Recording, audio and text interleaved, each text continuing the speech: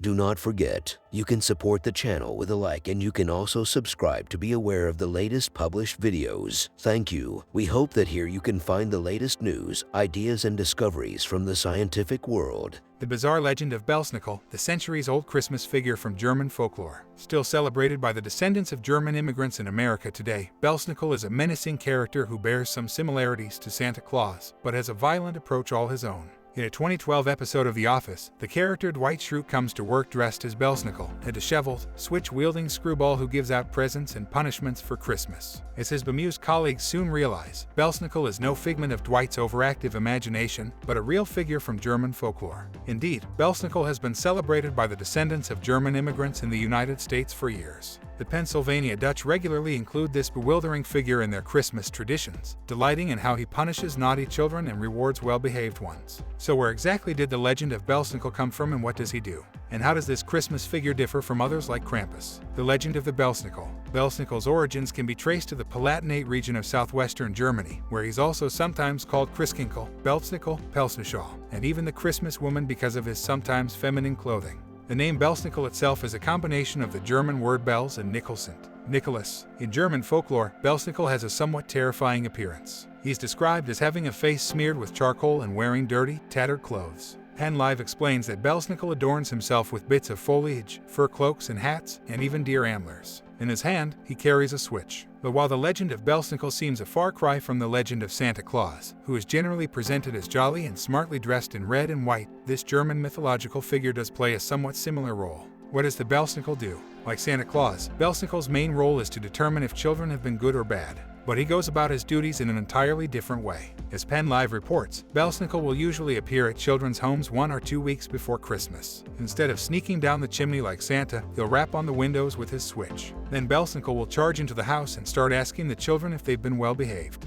Children must answer Belsnickel's questions and are sometimes required to recite passages from the Bible. Belsnickel will then throw cakes, candies, and nuts on the floor, but beware. If the children dive for the sweets on the ground, they might get a swat with Belsnickel's switch for being greedy. In the end, children who have convinced Belsnickel of their goodness will be rewarded. Children unable to answer his questions or prove their good deeds will be punished with his switch. The Belsnickel tradition today. In the German tradition, which was carried by immigrants to places like New York and Pennsylvania, adults would play the role of this odd Christmas figure by donning masks and furs. The annual visitor would make his appearance some hours after dark, thoroughly disguised, especially the face, which would sometimes be covered with a hideously ugly fizz. Explained Alfred Shoemaker and Don Yoder in the book Christmas in Pennsylvania, a folk cultural study, according to PennLive.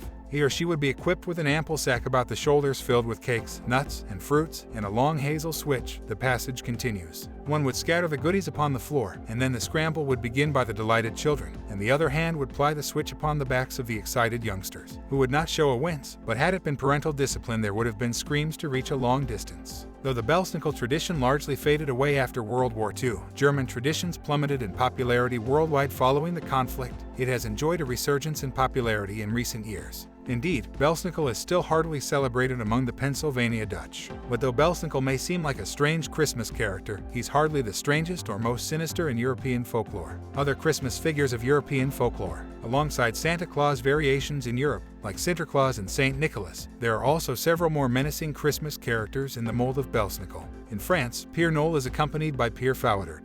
He's somewhat similar to Belsnickel in that he's covered in soot and dressed in rags. Like Belsnickel, Père Fouettard is also known to whip naughty children, as well as give them lumps of coal. And from Belsnickel's native Germany, there's also the terrifying Christmas legend of Krampus. Like Belsnickel and Père Fouettard, Krampus is known to punish naughty children. Unlike them, Krampus's roots are deeply pagan, and some believe that his origins can be traced to Nordic deities. Also, unlike other Christmas characters, Krampus went to great lengths to punish naughty children. German legend states that the half-goat beast would forcibly stuff naughty children into his sack so that he could eat them or drag them to his lair and make them repent for their sins. As such, Belsnickel is in good company. Similar to Père Fouettard, Krampus, and others, he plays an important role in Christmas traditions by holding children to their promise to be good. Personally, I think we're missing a little bit of that these days. Rick Brous, a Belsnick impersonator, told the York Daily Record. Here's no real consequences for some of the bad things you did or do. Back in the older days, there was a consequence for not being good. Dwight Shrute probably would agree. In any case, celebrants of Christmas everywhere should keep an ear out when the holiday rolls around next. That scraping you hear on the window might not be branches outside, but Belsnickel and his switch.